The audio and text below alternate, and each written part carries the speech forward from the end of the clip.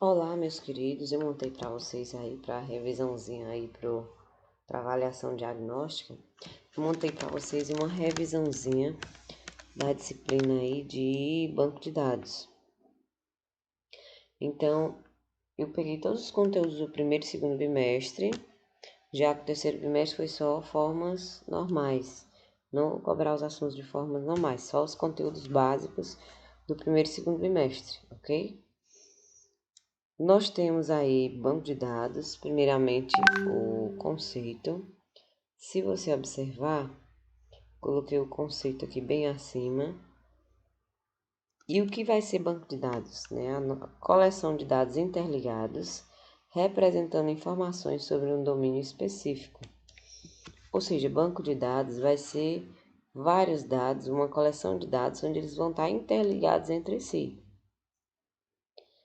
Como você já tem uma noçãozinha depois das nossas aulas, um exemplo, se você olhar um banco de dados de uma escola, você vai ver que o aluno, ele tem os seus atributos, seu nome, as suas características. Tem o seu nome, o seu RG. E esse aluno, ele vai estar interligado à matrícula. Que a matrícula vai ser o quê? O ato em que ele vai estar ligado à escola. Então, o aluno vai estar ligado à matrícula. E essa matrícula vai estar ligado a um curso. Esse curso vai estar ligado a disciplinas. Essas disciplinas estarão ligadas aos professores. E assim sucessivamente. Então, um exemplo aí prático, simples de banco de dados, mostrando que cada um desses dados vão estar interligados entre si, representando aí uma informação e um domínio específico. O domínio vai ser o quê? A quantidade de informação em cada atributo. Um exemplo, o CPF são 11 dígitos. Então, esses 11 dígitos vai ser o quê? O domínio ali do CPF, ok? Então, num banco de dados, nós vamos juntar essas informações e saber o domínio de cada uma das informações e um domínio geral do banco de dados. Exemplo aí, uma lista telefônica, um sistema de controle de vendas e compras de um comércio. Nós temos aí um sistema também de recursos humanos, onde é cadastrado todos os funcionários. E aí nós vamos para um SGBD. O que é isso, professora? É um sistema de gerenciamento de banco de dados. Ou seja, é feito todo um sistema, é montado o banco de dados, e esse banco de dados, ele é montado através de um software, e é montado esse sistema. Esse sistema que vai gerenciar o meu banco de dados, nesse software responsável, como mostra aí no nosso o conteúdo aí, o conceito de SGBD, né, um software responsável em manipular as informações do banco de dados. E aí nós temos alguns exemplos de alguns programas que nós utilizamos para manipular esse banco de dados, o MySQL, o Access e o SQL Server. E aí nós vamos agora para os usuários. Quem são esses usuários do banco de dados? Quem utiliza o banco de dados? Nós temos usuários leigos, ou seja, aquelas pessoas que não têm noção nenhuma de banco de dados, mas que estão ali para aprender a acessar, mas eles não entendem nada de banco de dados, mas acessam, fazem um cadastro, coisas simples. Nós temos aquele usuário avançado, que é aquele que já conhece um software, um aplicativo ali de Word, Excel, já tem uma noçãozinha, né, de algumas coisas ali no computador, já fez aquele curso básico de informática e ele já tem uma noçãozinha de como mexer ali no programa. Nós temos os programadores, aquelas pessoas responsáveis pela programação em si do banco de dados. Nós temos os analistas. Os analistas vão ser as pessoas responsáveis de desenhar, de fazer toda a parte do banco de dados, a parte lógica, eles vão escrever, eles vão desenhar, eles vão fazer toda a parte lógica do banco de dados. E nós temos, por fim, o administrador do banco de dados. Esse administrador de banco de dados é quem vai ser o superusuário, é aquele que vai ser responsável por fazer as cópias de segurança, ele que vai permitir os acessos, quem vai poder acessar, quem não pode acessar. Ele vai monitorar o banco de dados, ou seja, para saber se existe alguma coisa que está acontecendo de errado. Ele vai otimizar os recursos, ou seja, ele vai dizer quais são os equipamentos necessários para que esse banco de dados ele funcione perfeitamente, qual o tipo de memória RAM, quais os equipamentos utilizados para que esse banco de dados funcione aí 100%, sem problema nenhum. E ele quem vai dar todo o suporte para o meu banco de dados. Então, nós vemos aí os usuários do banco de dados. Indo mais à frente aqui no nosso mapa mental, né, foi a forma que eu encontrei para que seja mais curta e objetiva a nossa revisão, para vocês responderem aí a avaliação diagnóstica. Então, nós temos aí os nossos componentes básicos do banco de dados. O que nós utilizamos para que esse banco de dados funcione? Nós temos o usuário, você já viu quem são os usuários. Nós temos o software, nós temos o hardware e nós temos os dados. Se você observar o nosso sistema de gerenciamento do banco de dados, vai estar aqui o banco de dados, vai ser um software para acessar esse banco de dados. E ele vai precisar de quê? Do hardware e do software, seja um computador, com alguns programas para que venha ter acesso ao meu banco de dados. E teremos também o usuário que vai utilizar desse banco de dados. Vai utilizar através de um programa, vai utilizar o programa do banco de dados. Então, esses são os componentes básicos aí para que funcione o meu banco de dados. E o objetivo? O objetivo do banco de dados é isolar o usuário de detalhes internos, ou seja, quem vai montar o banco de dados sabe que quem vai utilizar não precisa ter essa noção de banco de dados, né? A nossa disciplina é para que nós possamos aprender a manipular o banco de dados. Agora, quem realmente vai utilizar, ou seja, aquele usuário leigo que está ali só para cadastrar um exemplo, para cadastrar um produto, para cadastrar um cliente, ele não precisa ter noção de banco de dados. O que ele tem que ter é um software onde ele vai ter uma interface, ou seja, uma tela agradável, onde ele possa saber manipular. Agora, como vai ser guardadas essas informações? Não vai ser interesse desse usuário que vai acessar o banco de dados. Então, ele precisa saber armazenar os dados. Agora, como funciona o banco de dados? Necessário saber é quem programou, o analista, ou mesmo o administrador do banco de dados é quem vai ter esse acesso ao banco de dados. Quem for esse usuário que vai simplesmente fazer os cadastros, vai só manipular o software que acessa o banco de dados, não precisa ter essa noção de banco de dados, ok? Então, por isso que o objetivo aí dos componentes básicos é isolar esse usuário desses detalhes, não precisa ele saber desses detalhes. Agora vamos para a visão. Nós temos a visão do usuário, que o usuário está, o que ele pode acessar no banco de dados. Nós temos a visão conceitual e nós temos a visão física. Então, a visão do usuário, ou seja, qual é a visão que o usuário tem do banco de dados? Então, cada usuário vai depender da sua permissão. Se ele é o administrador, ele tem todo um acesso.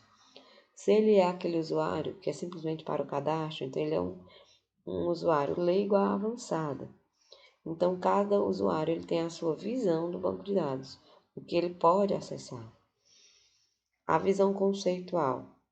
A visão conceitual é o que realmente vai ser detalhado nesse banco de dados, é a parte escritural.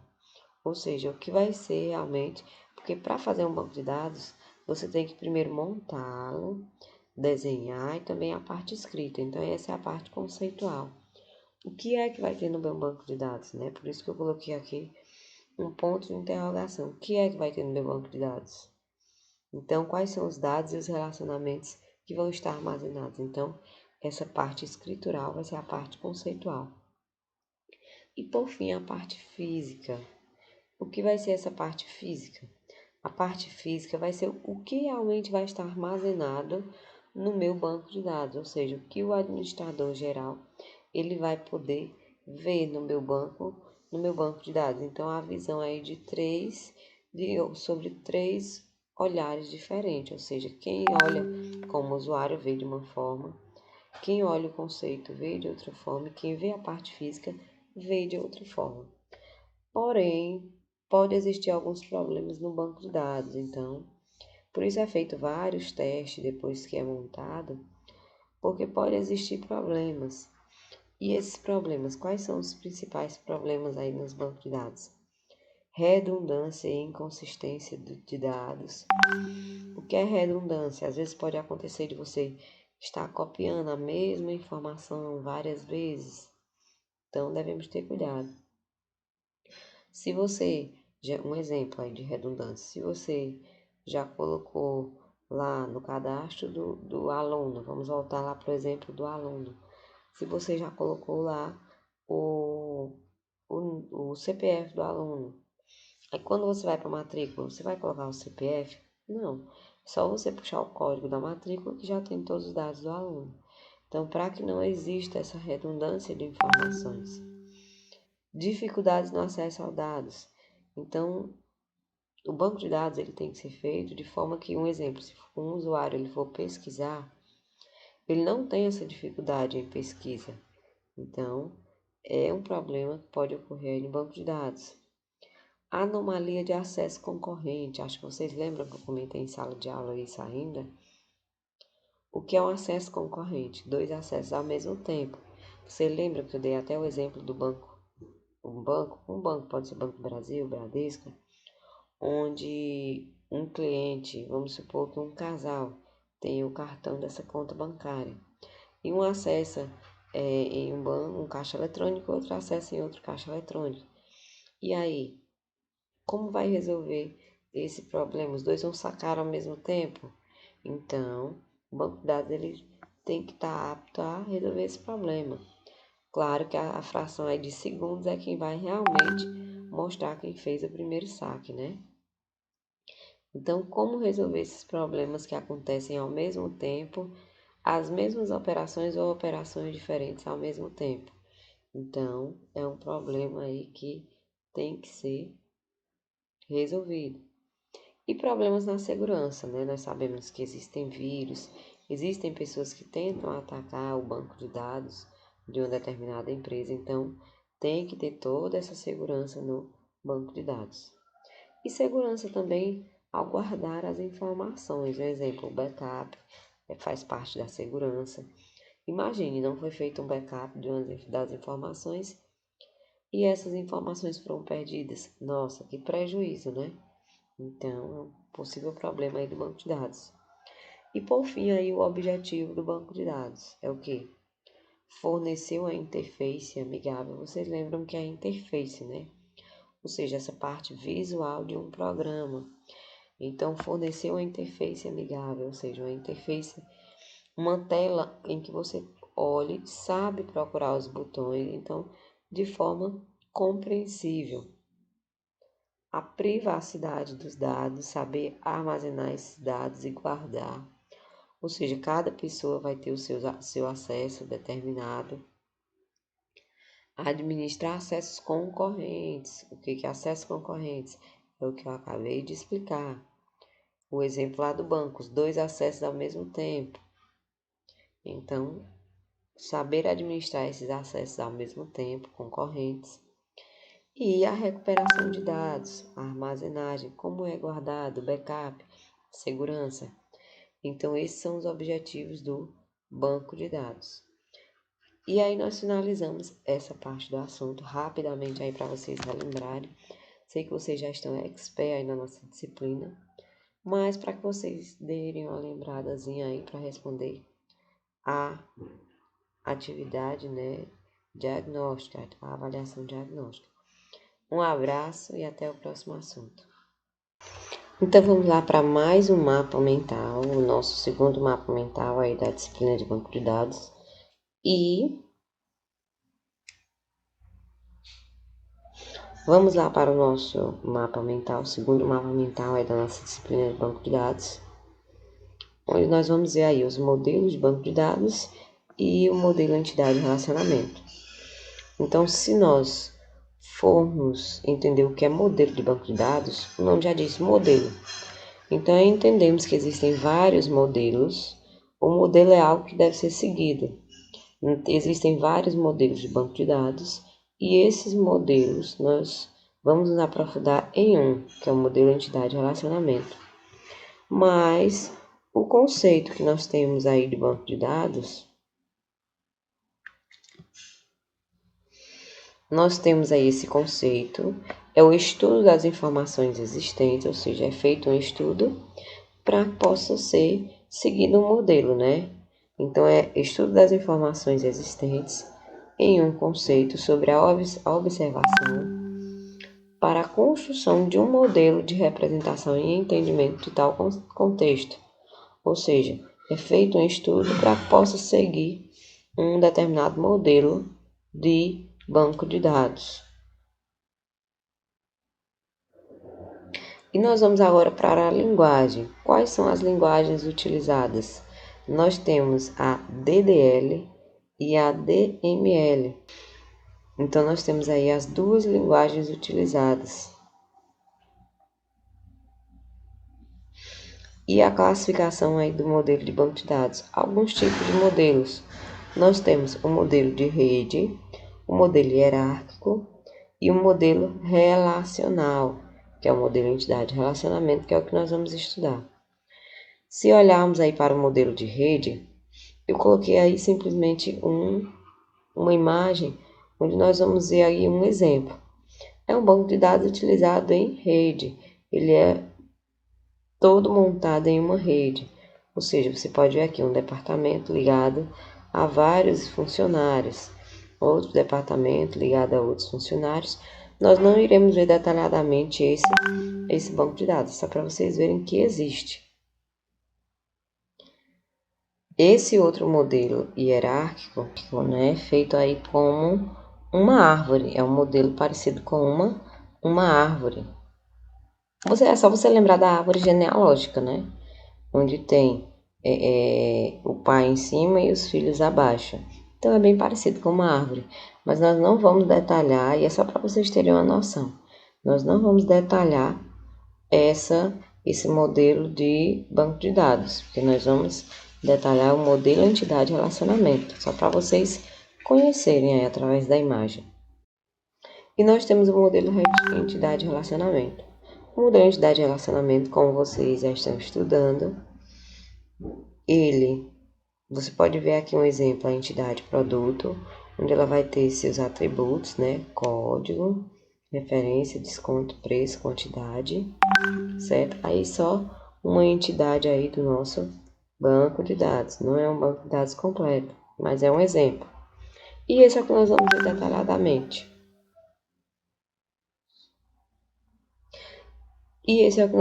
detalhadamente.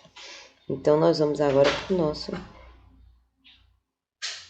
modelo entidade e relacionamento.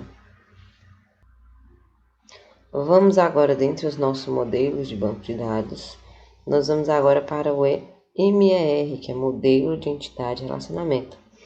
Esse é mais utilizado e mais estudado dos modelos de banco de dados.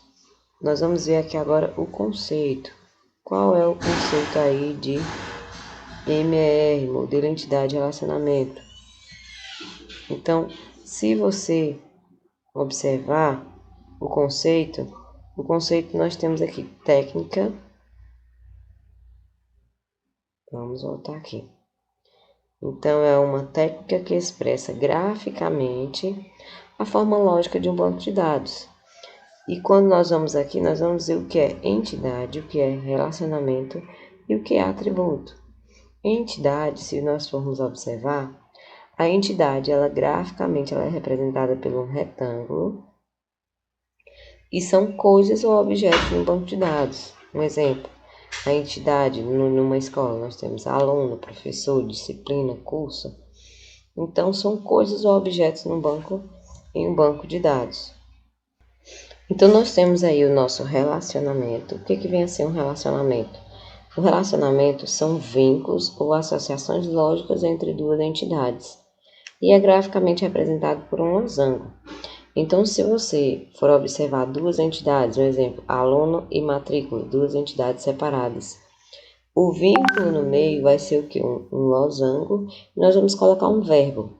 Um exemplo, aluno faz matrícula. Pode ser o contrário também. A matrícula contém alunos, mas sempre é um verbo no centro desse losango. E nós temos aí a nossa cardinalidade. A cardinalidade mínima e a cardinalidade máxima. Então, o que vem a ser a cardinalidade? Então, é um número mínimo e o máximo de ocorrências de entidades associadas a essa ocorrência. Ou seja, você vai analisar a quantidade de ligações que pode ter entre uma entidade e outra. Exemplo, estou dando um exemplo de aluno e matrícula. Então, um aluno, ele pode ter quantas matrículas? Várias. Ele pode fazer vários cursos em uma determinada escola ou uma determinada instituição de ensino. Então, um aluno pode ter várias matrículas, ou seja, para cada curso vai ser um número diferente, uma matrícula diferente. Então, a cardinalidade mínima vai ser de 1 para muitos, ou seja, 1 para N. E o contrário, uma matrícula pode ter quantos alunos? Somente 1. Então, o contrário vai ser o quê? A cardinalidade 1,1, ou seja, 1 para 1. Uma matrícula só pode ter um aluno. Então, a cardinalidade vai ser o quê? É esse relacionamento entre duas entidades. E voltando aí, nós temos os atributos. Então, o que é um atributo? Atributos são características ou propriedades relevantes de uma entidade. Exemplo aí de aluno, voltamos ao exemplo de aluno. Um aluno, quais são os atributos de aluno? Quais as características de um aluno? Nome, CPF, data de nascimento. O que mais? Seu RG, nome da mãe, nome do pai, telefone, e-mail. Então, essas são as características aí, os atributos da entidade aluno. Mas esses atributos, eles podem ser simples, eles podem ser compostos, eles podem ser monovalorados, multivalorados, atributo nulo e atributo derivado. Um exemplo aí de atributo simples. O atributo simples é aquele atributo que ele não pode ser dividido, não pode ser decomposto. Um exemplo, o RG, o CPF, um preço ou matrícula, é aquele número, aquele valor, pronto e acabou. Não tem como dividir, não tem como separar. Nós vamos agora para o composto.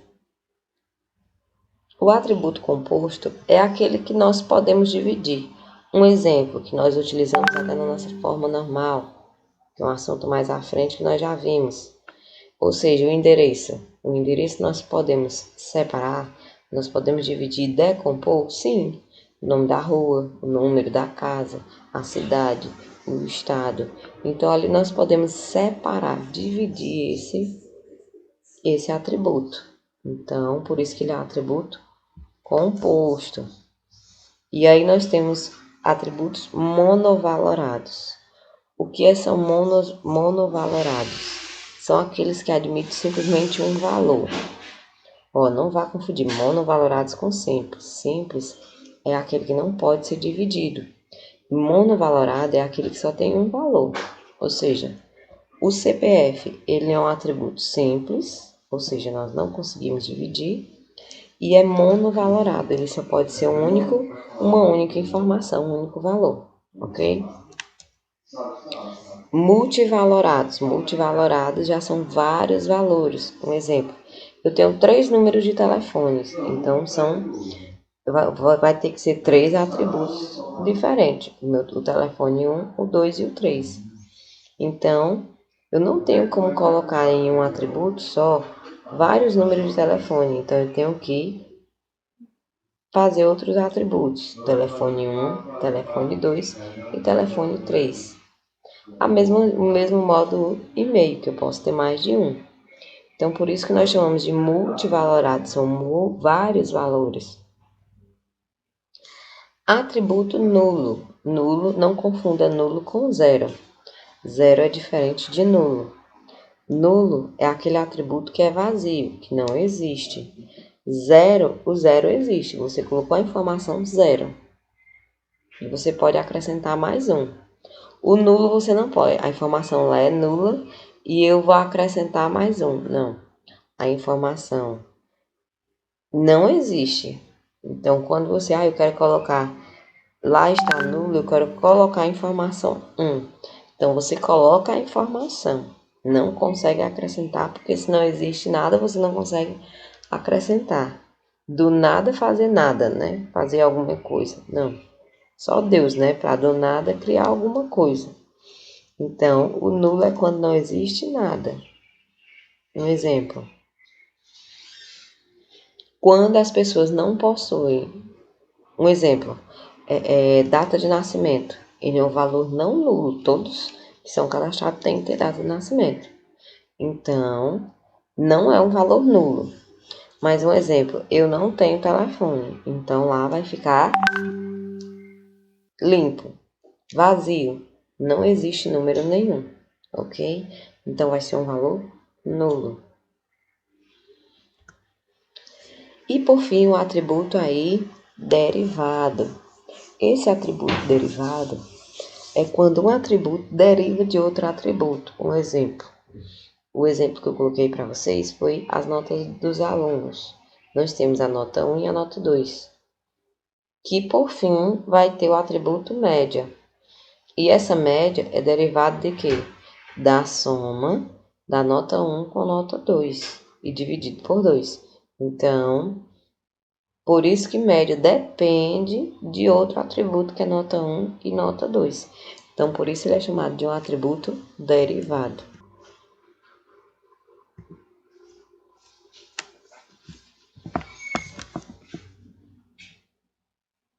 Pronto, por fim nós vamos voltar aqui outros conceitos que nós não podemos deixar de lado. O que é chave primária e o que é chave estrangeira. Então, chave primária é aquele superatributo, é aquele atributo de valor único que não pode ter dois na minha entidade. Um exemplo. O exemplo que eu utilizei aqui para vocês é o quê? Identidade. Então, vai ter a identidade 1, a identidade 2, não pode ter duas identidade 1. 3 identidade 2, não pode. Porque cada pessoa tem uma identidade diferente. Então, eu posso utilizar aqui como uma chave primária, algo que não se repete, de valor único. Um exemplo de aluno, eu estou sempre dando exemplo de aluno para vocês, vai ser o quê? Matrícula. Então, o atributo matrícula lá do aluno, o código do aluno, que eu vou usar para matrícula. Então, esse código, cada aluno tem o seu código. Não existe dois alunos com o mesmo código, então por isso é chamado de chave primária. E chave estrangeira. Chave estrangeira é o quê? É um atributo, é uma chave parecido com chave primária, é um valor único, mas é um valor que vem de outra entidade, de outra tabela. Vamos lá. Então, ID matrícula. Que ID matrícula é essa? nós temos a matrícula, SD matrícula, vai ser o quê? É o número da matrícula que vai ser trazido aqui da outra entidade. E a chave primária vai ser o quê? A chave primária dessa entidade nota vai ser o quê? A data. A data. Essa data vai ser a chave primária. E a chave estrangeira, que é a ID matrícula, vai vir lá da entidade matrícula, que é a ID matrícula, que é ID, que é varchar, ou seja, é um texto pode ser até de 45 caracteres. Então, é só um exemplo aí de chave estrangeira, que é o quê? É um atributo trazido de outra entidade. E com isso aí nós finalizamos o nosso mapa mental aí, finalizando, relembrando os principais conceitos aí de banco de dados.